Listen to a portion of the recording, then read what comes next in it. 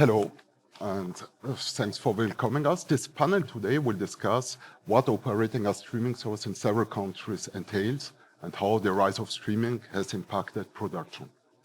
On-demand audiovisual services have risen enormously over the past 5 years. They represented only 5% of total European audiovisual revenues 5 years ago and now already at 13%. This rise of streaming has provoked profound changes on the market in all parts of the value chain of the audiovisual market. The area of peak TV with unseen levels of production, the chase for subscribers and rapid growth at all costs, exclusive content deals and huge content investments. But recently, the market has cooled down. And global streaming services and media players are trying to make streaming profitable, which is it's not yet for many players. This cool down of the market and strategic reorientations of production also entails cuts in production budgets and levels. The era of the gold rush seems to be over. What does this mean for the European production sector?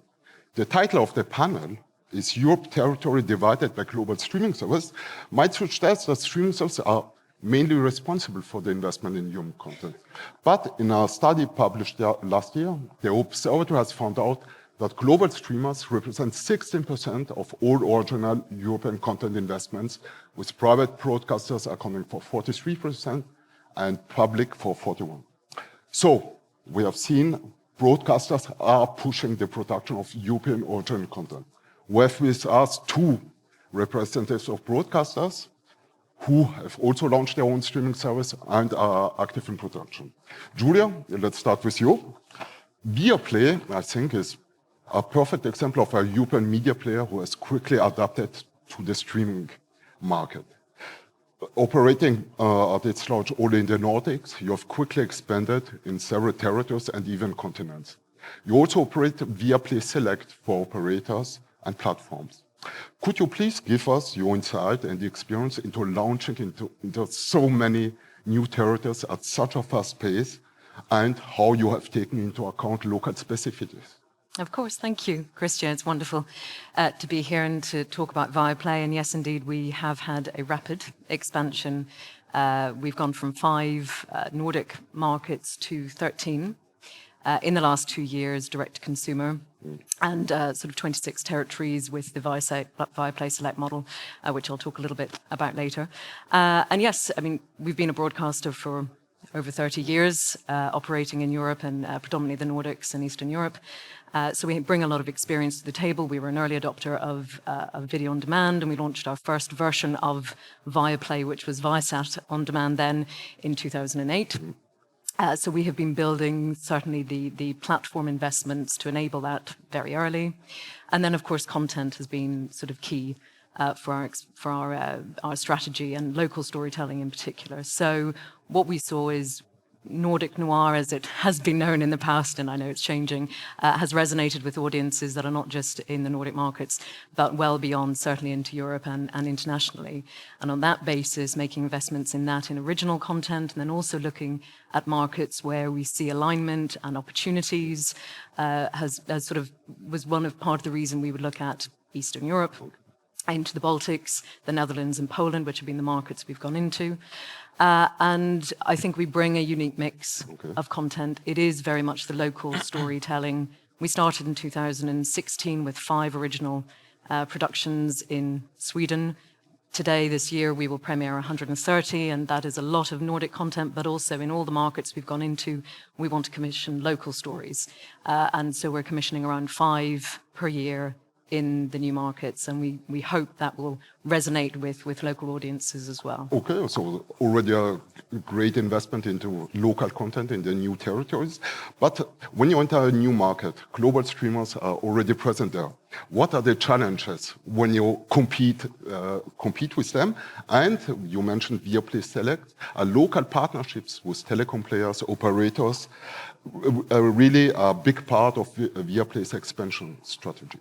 Yeah, great question. So I think to address firstly the challenges, yes, of course, it's a very, very competitive market in any of the European markets. I think for us, the key challenge is differentiation between us and the global streamers. And I think what we do really well is we have local storytelling, we have great Nordic original content, we acquire great content, whether that is sort of local language content, US content, and of course we have the series, we have the movies, we have children's content, but we also have sports. And I think that's our unique selling point, is we have premium sports content in all the markets that we're direct to consumer in Europe.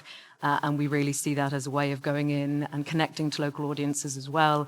We've gone in and built studios in all our new markets. We've localized sort of all the commentary around it. So I think that's how we try and set ourselves apart from the global streamers. We are similar but also different. And when it comes to partnerships, with telecoms, etc., hugely important. In every market that we're in, we will have many, many deals. It's vital for us to be able to reach consumers, and also in return, it's a symbiotic relationship. So our content, whether it's our premium sports rights or our great original content, is what will attract customers to subscribe to the broadband, to take fast broadband, etc., to watch sports. So that symbiotic relationship is hugely important and I believe beneficial to both. And of course, just to pop in a slight policy angle here, with the current sort of discussion in Europe on network fees, etc., we would be very, very concerned about any legislative intervention that could change that model, because it works very, very well. And it would be worrying if that was to change in the future. Okay, so maybe our next challenge is coming up.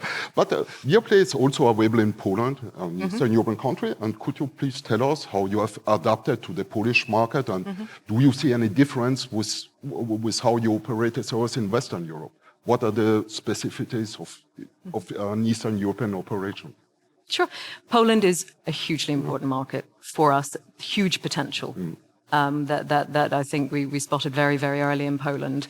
And so we've really adopted, and the same as we would do in any of our Nordic markets, is really local presence. We have studios, we employ a lot of people in Poland. We have executive producers in Poland, and we've gone in and commissioned content very, very quickly. So we've already premiered a number of unscripted series like Fort Boyard, and now we have commissioned a number of scripted series, and in fact our first feature film. And I think with the Polish audience, we are sensitive to what is sort of being debated politically, but we also think it's important to challenge and to challenge people's perceptions around difficult sort of topics.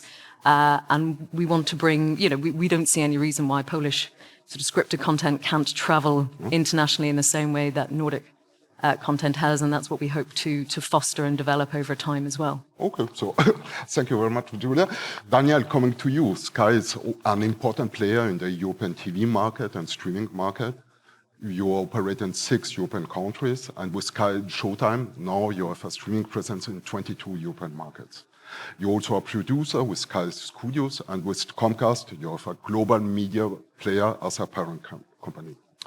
And now, could you please tell us how has Sky adapted to the ongoing changes on the European audiovisual market? Sure. So, first of all, thank you to all the brave souls who are here instead of being out on the beach or in jet skis. We appreciate it. And yes, I think we have a really interesting place in the European sector, right? Because we're a big European company. I'll talk about the joint venture in a minute. And we do have this American parent company, but who have left us very independent, but also then with this support. And what that has enabled us to do is build off our European roots and presence. All of our customers are European. All of our productions are European. We actually are branching out into other things with their support. So, for example, when I think Poland, yes, we have an office there and we used to have a joint venture there, but we also make televisions. We produce physical televisions that are our own there. And that's part of what we think our USP can be, which is also diversifying into all the ways that a consumer can access content and then aggregating it. And we think that's a really interesting model in the countries where we are. So, for example, when you have Sky, we have the paid TV, we have free TV, we have news, and we also try to make deals in every country to bring every other conceivable partner into our platform, into our experience in a way that is very good for consumers. And that's a really interesting model. And by diversifying, we also try, frankly, to protect ourselves a little bit if there's a problem in one market or a downturn. As you say now, people are questioning whether the golden age of TV is ending or shifting, and there is a shift. But a bit like Viaplay, we've embraced streaming, and a lot of our new customers are on streaming, and that means actually that now we're also creating our own devices that are streaming devices that you can plug into anything. It's called the Sky Stream. So we have pay TV, we have streaming, we have TVs that come with subscriptions, we have the Sky Stream pucks. So we have all these different products, and the reality is we also, in some countries, are an internet service provider, a mobile operator, trying to find the best ways to bring our content to everyone, really. And for this part of Europe, we have teams who are looking to see if our TVs can then be licensed to partners here to help them bring that kind of experience and those kinds of partnerships to others, which is, again, very interesting model. But on the production side, we do have Sky Studios investing a huge amount in content. I know we co-produced something with one of your companies as well, Django, recently, and we have many examples. We also buy and sell to the global streamers. We co-produce. We co-produce with public broadcasters. So we've really tried to embrace this this very wide-thinking, diverse model as well. Okay, very interesting. So also aggregation is also part of your strategy. For us, very much so. Which brings me to the point, asking you, how are you then competing with the Netflixes and Disney of the world? Well, it's obviously a completely different scale. We really are still European, even though we have the global relationship. The reality is that in the core Sky countries, you can merge your subscriptions, right? We aggregate, we bring it in a seamless experience, so that if you're a customer and you have a Sky TV, you turn on the TV, you search, whether it's a voice search or anything else, and you will get everything across all of your subscriptions in one place. And everything that is there, we have signed deals for. So it's partnerships, whether it's with other subscription services, other broadcasters, public broadcasters, people who own competing sports rights. We bring it together because we think that's actually good for consumers. So we differentiate by being more. Offering more access to content and not keeping everything into a gated community. Which is very interesting. But coming back to your joint venture with Paramount and streaming service Sky Showtime, the CEO was on the panel this morning. Could you please tell us if you have adapted the launch to specific European region? Meaning, is there a difference between Western Europe and Central and Eastern Europe? Sure. So yes, I mean, the joint venture with NBCU and Paramount, obviously Sky had wanted to enter other European markets for a long time, and we finally found a format that worked for us, where we can also highlight our content, but in a way where we actually think we can compete with everything else. Sky Showtime is it, and we actually think it's a great showcase. It's built off a lot of our technology as well.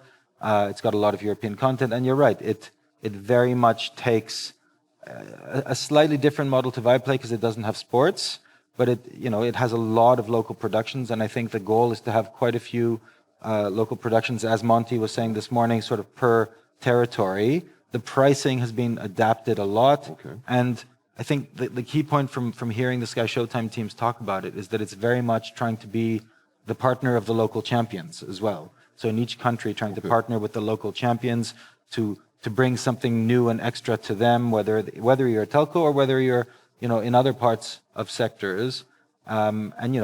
The reality is it's really 6 months old, and in a few months they launched in 22 countries in 18 languages. They have offices in 7 or 8 European countries, so it's still very much a startup. When you talk to the teams, and I know they're around, it's very much a startup mentality. So lots of deals possible, lots of potential, and for us, it's a great way to actually showcase all of our Sky Studios content, our Sky Originals content across Europe, and then look for these shows, I think like we were talking about, look for these shows that come from one country and really can have an impact everywhere, a bit like your Nordic shows have spread all over Europe. Can travel, content that Exactly. can travel. Absolutely, because as the sector hits this difficult moment, you need that kind of content to do well. No? And Julia, Daniel, you have touched upon this fact that you have to establish a connection with the local production sector. We have Emmanuel here, who's working for Mediawan. Mediawan is, of course, a global player in content production and distribution, and has in the past years really grown rapidly. Indeed, yeah. You are present in several territories, and you have worked with a wide variety of players. Yes. Emmanuel, what would you consider are the most important evolutions and changes you have witnessed in the production and distribution sector in Europe in the past years? In the past years, it depends how many years ago, but if we think about 15 years ago, 20 years ago, Netflix didn't exist, or almost not. Not talking about Disney Plus or the global streamers. So it's obviously huge changes of our business for now 10 or 15 years. So that's very interesting as a distributor or a content distributor because we have more partners. We have more possibilities and more shows. So it's a big changes. Of course, the COVID period has been some kind of a big stop for many production and all the sector, all our business was afraid of doing things and afraid of producing and everything. Now it's starting again with new show, more shows, and so it's very interesting and more partners. And talking about global and local streamers, it's very interesting how in Europe all the things are going to be reshaped, and we understand better. And my point of view as a distributor is really to try to figure out who is doing what, and to be an asset for global streamer and local streamers, or both. So you're working with all kinds of players, streamers and TV stations, but we have talked about this unseen level of production with this peak TV or golden age of TV.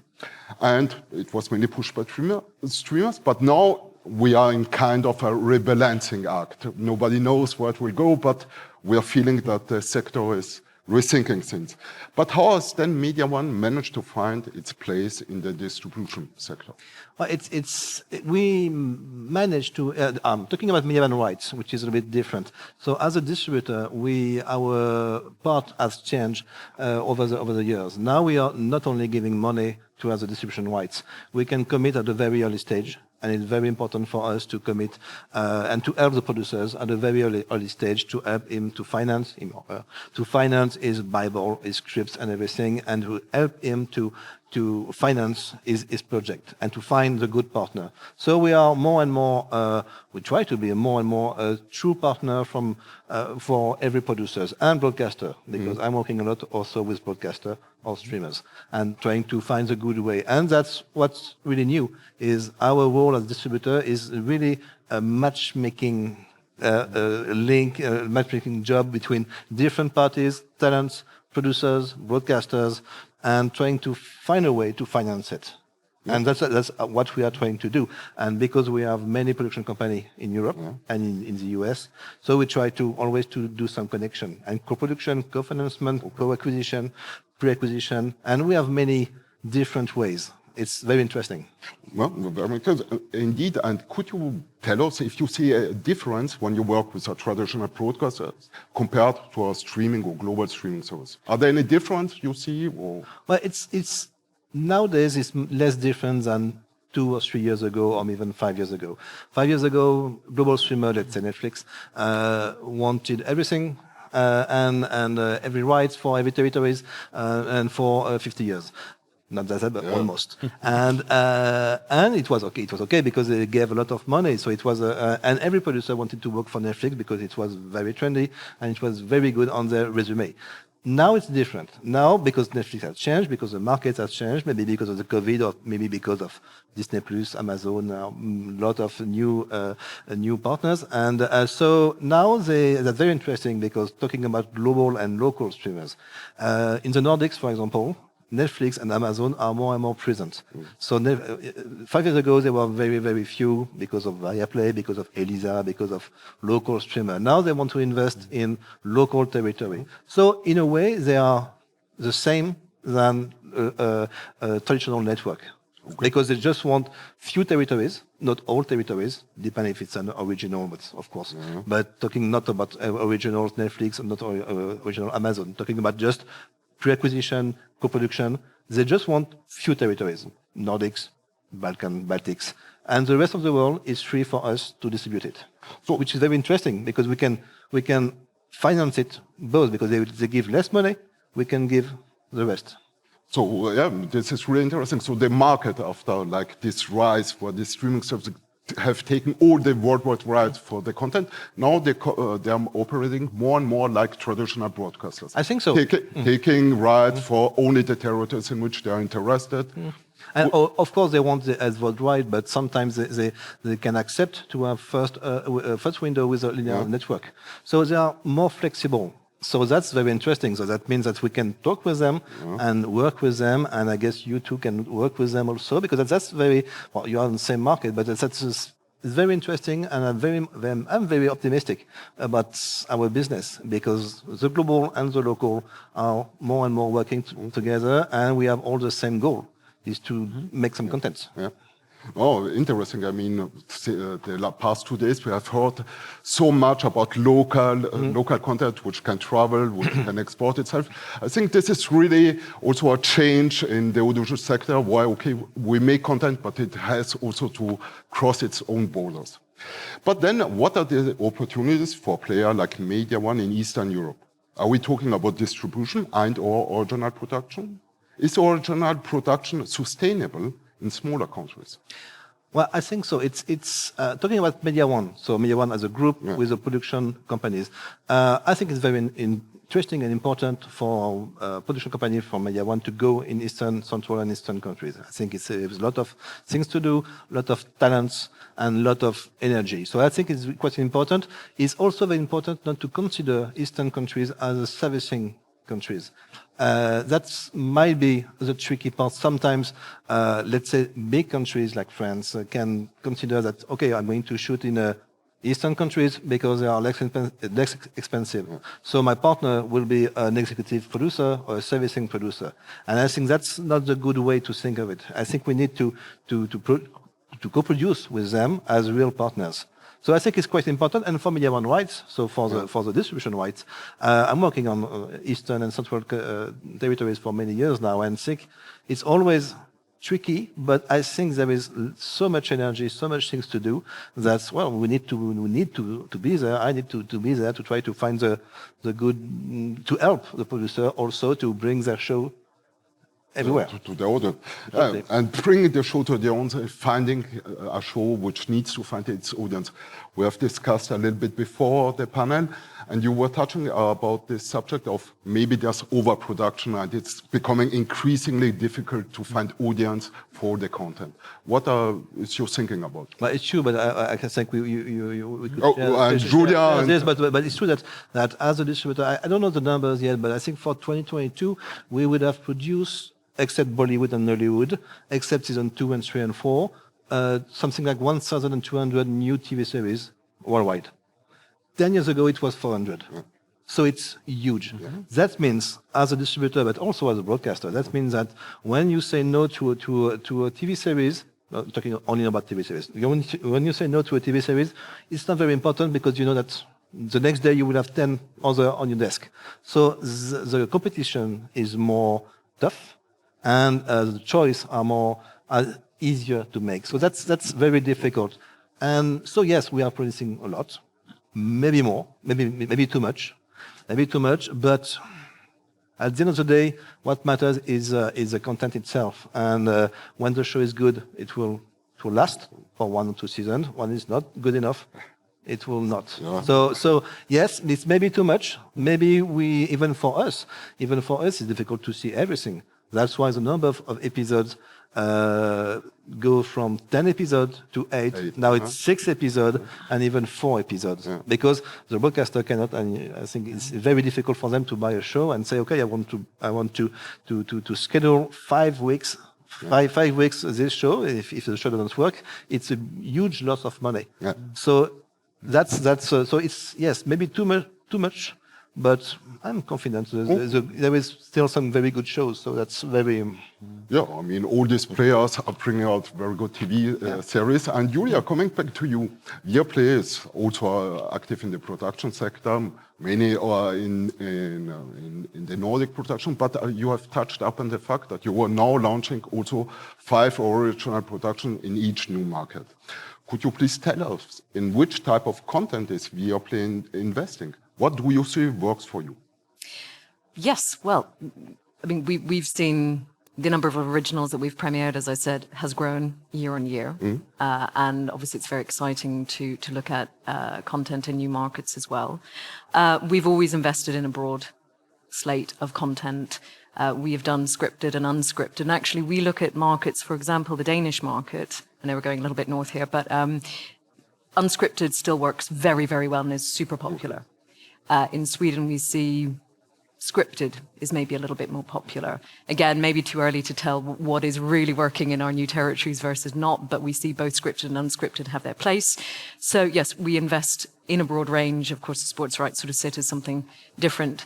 But I think we also look at well-known IP, and we'll invest there. And for example, this year we have probably our biggest and most expensive production to date, which we've filmed all around Sweden, which is an adaptation of an Astrid Lindgren children's story called Ronja the Robber's Daughter. It will premiere in December, and it is huge. I've been to the set to see it. It is incredible, and it's got all the kind of children, animals, CGI, special effects, fantasy. It's going to be wonderful. And whether we will premiere that on all of our services or whether we may well then sell to other broadcasters, streamers is sort of a key question. But it'll be wonderful. We've got a great unscripted sort of... What we're seeing is we're moving a lot into documentaries, documentary series, documentary films. We've, as I think has been quite a big trend, looking at documentaries around sports, whether it's football teams or big sort of sports stars. We've done a lot with Max Verstappen in the Netherlands with Formula One. So a really broad slate. What I think is really, really important is taking risks with content. And of course, you need some of the big sort of guaranteed hits to be able to finance and take risks on new players, new producers, new talent coming through. We feel very passionately about that. We have something called the Viaplay Original Talent Awards that runs across the Nordics. Hopefully we'll extend it to our other markets very soon. And that is where we take pitches from Nordic Film School graduates, and they come and they pitch to us, and we will select 2 or 3, and we will give them the money to produce, because we have a studio arm as well across the Nordic markets and actually in Eastern Europe as well.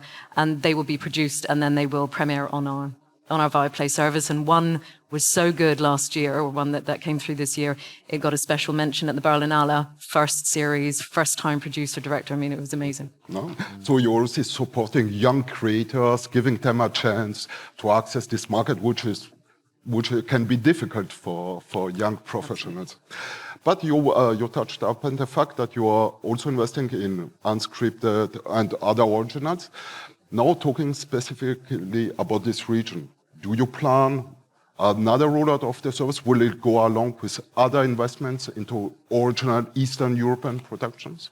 Well, I mean, we are absolutely investing in Eastern European productions. I've talked about what we're doing in Poland. We've already premiered both scripted and unscripted. We've premiered our first Estonian original earlier this year, and we're absolutely looking for more. And we put a lot of investment into sports localization, so building studios everywhere we are, employing a lot of people, making sure there's local, relevant, interesting commentary around that to really personalize the service. So that's very important to us. I think Viaplay Select, which is our curated segment of our own original content, is our real way of testing the markets to see, will there be enough interest in perhaps a bigger sort of service of direct to consumer. And so that aggregated segment, we then sort of partner with big aggregators and cable companies, etc. All around the world. It's in Latin America, it's in Australia, it's in Japan, to really see whether there is, gauge the interest levels in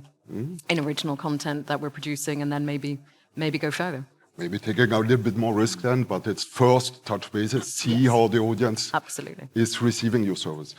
Daniel, Sky is also active, a major player in the production sector. Could you please tell us in which types of original production Sky invests? Sure. I mean, as we heard, we had so many in the last few years, and I think last year Sky Studios had 200 new shows, something huge. And obviously, there aren't going to be as many this year because the industry is adapting, and so there's a shift. And I think a bit like Viaplay, we have some really powerful, good, in-depth documentaries where we actually try to be quite edgy and pushy.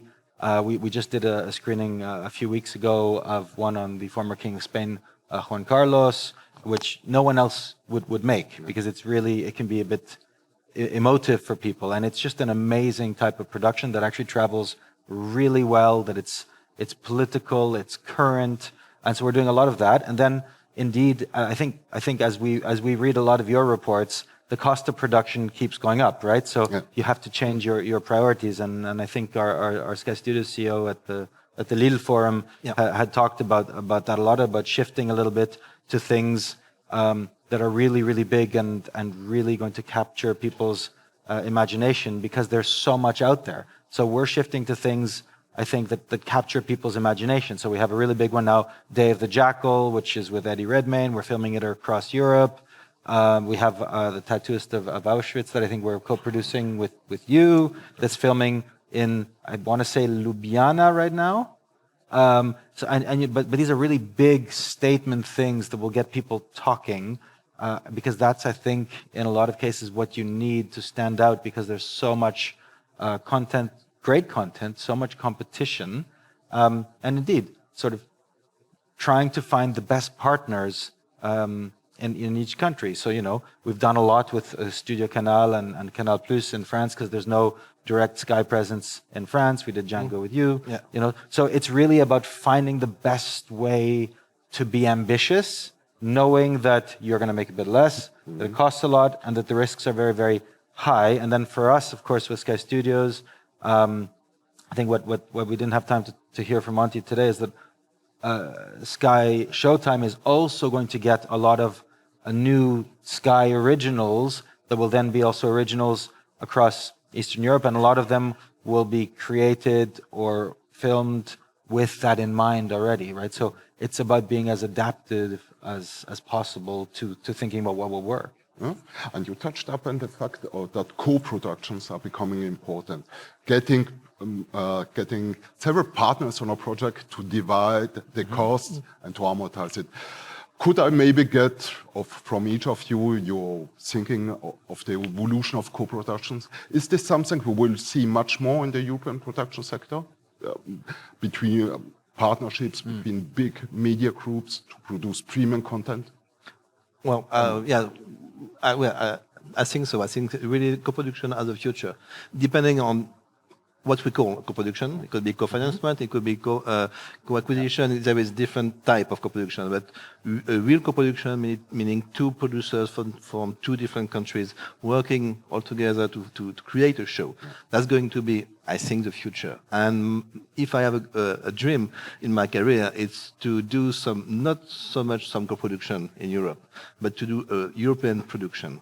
That would be the next step for me, is to do, not to think about a co-production between France and Germany, or France and I don't know where. It's to do a European production in order to compete with US production. And to do, okay, we are all European, so let's try to maximize our efforts and combine our culture and our talents. Yeah. And that's I think that's the future for us. So I guess more and more co-production, more and more.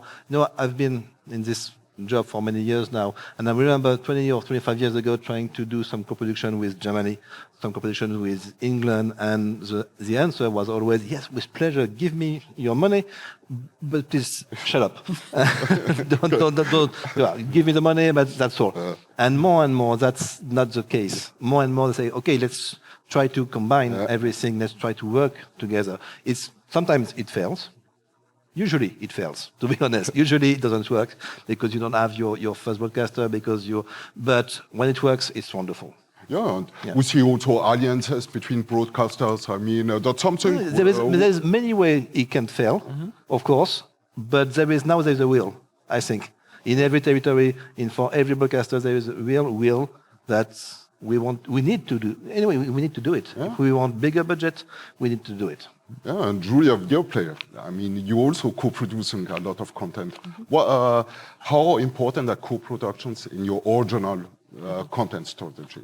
Is it something you count on, like having strong partners to produce premium content? I think it really depends. I think that, yes, co-productions are important, and they're an important part of our content strategy. I think we're probably still more producing originals ourselves. Again, it depends on what we're talking about, but I think as you've sort of touched upon, European style. We talked before about a series called The Swarm, which had loads and loads of co-producers, public service broadcasters, private streamers, etc. And it's worked very well. And I think for actually the series, it's been made available across to my mind, almost every market in Europe, virtually sort of simultaneously. And I think that is wonderful for great quality content to travel. And so I think it's very much project specific. Okay. I think it is important, and of course, as we're all feeling pressures on budgets and the cost of producing increasing, we will probably see more and more, but it's got to be very much project specific and again, too many cooks can become problematic. That's never good. So it has to be on the right project and Exactly. And just a few. It's not like 10 years ago when we were doing some Euro pudding, meaning we are going to do a cup show. So the German will be quite tight, the French will be a shitter. So it's very, very cliche. So it's not that anymore. Talking about The Swarm, which is very good production, co-production with many countries, many broadcasters. It works very well, and it's not an Euro pudding because every characters is in the right place with the right nationality, and so it works quite well. So we just wanted to talk about this nightmare of me, the Euro pudding. Daniel, you. Yeah, I think for me the key is we have everything, right? So for us we had this great example that I think is a great show called Babylon Berlin that we co-produced with I think Beta, X-Filme, ARD, that was then sold to Netflix and a few other partners. And it's a great example. But on other things, we have, a small show that we know is going to work in one or two countries. We can do it alone. For other shows, we're going to do it just amongst our group. For other shows, we are actually going to, pre-sell some of the rights in the US to help pay for the European production. I think my key point on this, and I look at it also from the political angle, is you see right now that European politicians are a little bit worried that this golden age of production is over. And our worry is that they're going to try to legislate and try to block into certain types of either arrangements or productions as a hope of trying to recreate what there was. And we think that that's actually really dangerous and that should be avoided because every single partnership, every single show is different, has different needs, has different financing. And if either countries or at European level, you start trying to say, you have to do this, or you can only do this, or you have to invest only in this part, I think you're actually going to see money leave Europe if they do that rather than go back in. And unfortunately, politically, there is this temptation to do this, to try to say, look, I'm going to try to help my local sector. And the reality is, as you said, we're all in it together and we all want the same thing. Yeah. But if you do that, and we've seen some recent examples that were quite bad, you're actually going to scare away investment, partnerships, and creativity. So I think that's my real worry on the political side, and one of my big asks from everyone also in this room and here, the solution to this is not more rules and more constraints, it's flexibility for the creatives and the companies and the financing to choose what actually works to compete. Okay. So that's my absolutely. So, we are nearing the end, so maybe to end, each of you could give us what you see as the upcoming challenge in the next 2 to 3 years on the European audiovisual market. Julia, if you have. Absolutely. I mean, I'd echo Daniel's comments. More and more rules and intervention is not helpful. At this age, there are plenty of challenges. I think it's no secret, the difficult sort of climate that we're facing right now, and I think that is very high production costs. That is the cost of living crisis everywhere, and it means subscribers are either not subscribing or they're churning very quickly. and all of that is sort of an issue. So trying to retain those subscribers, etc., trying to find cost-effective ways. And what we don't want is to be told you can only invest in this sort of content because you have to meet a quota, you have to meet a levy or an investment obligation, because that takes away our ability to keep diversity, to take risks, to finance smaller projects, and maybe find the next big talent somewhere. So I think we would rather just be let sort of take the editorial risks that we are meant to take, and provide great content to the consumers, and adapt to the competition, than being sort of pushed to do certain things that I don't think will help. Yeah. Okay.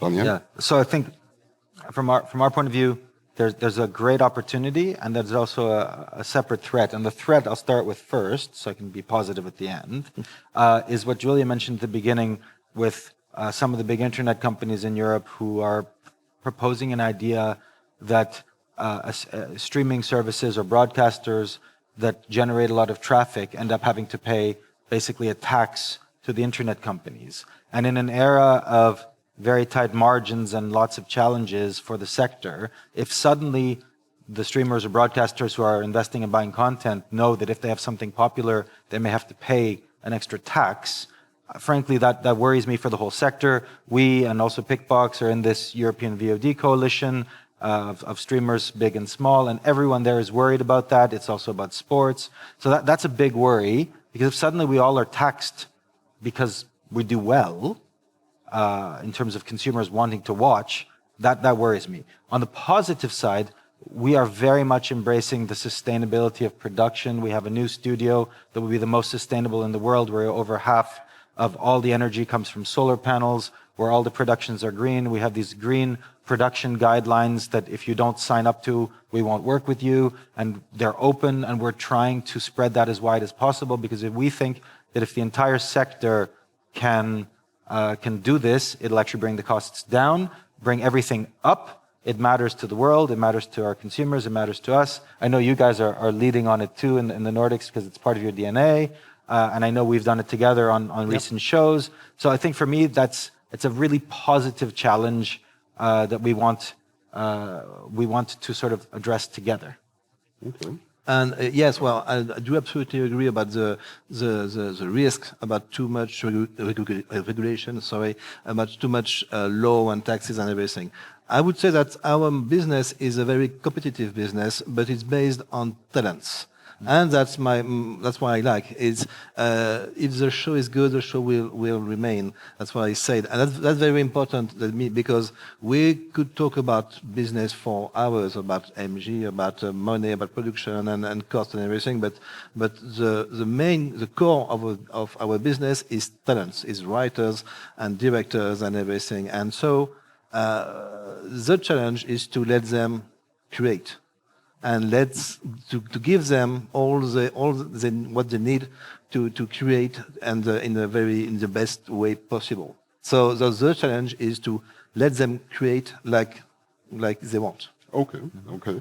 So we have seen all your positions on the upcoming challenges, and we've talked about strategies in deploying a streaming service, the evolution of production and distribution. And please now join me to thank our wonderful panelists for this excellent intervention. And thank you, Christian. Thank you. Thank you.